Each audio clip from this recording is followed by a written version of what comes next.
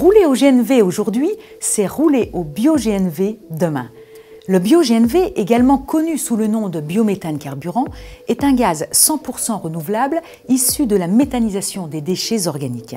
Doté des mêmes propriétés énergétiques que le GNV et utilisable directement par les véhicules GNV existants, le bio-GNV est encore plus intéressant d'un point de vue environnemental car son bilan carbone est neutre. Si aujourd'hui, le bio-GNV n'en est qu'à ses débuts, son potentiel de développement est considérable au regard de tous les projets de sites de méthanisation avec injection qui sont en cours. À l'horizon 2030, l'ADEME prévoit 500 sites de production de biométhane, soit 12 TWh injectés dans les réseaux de transport et de distribution de gaz naturel exploités par GRT Gaz et GRDF. De quoi chauffer 1 million de ménages ou faire rouler 55 000 bus ou camions. Aujourd'hui, plusieurs sites produisent du bio-GNV. Comment et pour quels usages? On regarde.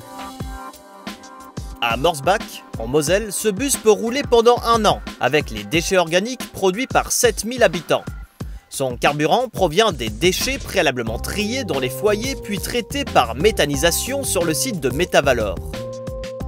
En fermentant, les matières d'origine animale et végétale produisent du biogaz, qui est capté puis épuré sous forme de biométhane, pour respecter les spécifications du gaz naturel et pouvoir être injecté dans le réseau de distribution de gaz naturel GRDF.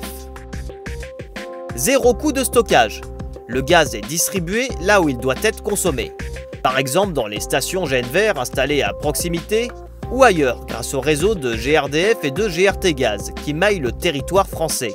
Demain, ce bio-GNV pourra aussi être transformé en carburant liquide destiné aux véhicules industriels. C'est l'expérimentation que mène Suez à Valenton, en région parisienne. Cet industriel maîtrise la chaîne de production de bio-GNV. Qu'il s'agisse de boue des eaux usées, de déchets organiques, tout cela peut être transformé en biométhane. À Valenton, le biométhane issu des boues d'épuration devient du bio-GNV qui est ensuite liquéfié. Un carburant qui émet moins de CO2, jusqu'à 97% de rejet en moins, comparé au diesel issu d'un pétrole importé et raffiné. Un résultat qui a convaincu les constructeurs de poids lourds à proposer de nouveaux modèles de véhicules. Ces développements incitent d'autres industriels comme Air Liquide à investir dans la production de bio-GNV, sa liquéfaction, son stockage et la création de réseaux de distribution au client final. La méthanisation offre de belles perspectives. Le secteur le plus dynamique en France aujourd'hui est la méthanisation agricole et territoriale. Le gouvernement vise 1500 méthaniseurs agricoles en 2020. Le bio-GNV représente un potentiel annuel considérable sur notre territoire.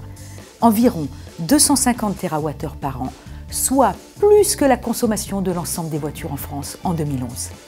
Demain, c'est la méthanisation de microalgues ou de biomasse ligneuse comme le bois qui permettra d'adapter la production de biogaz à chaque territoire.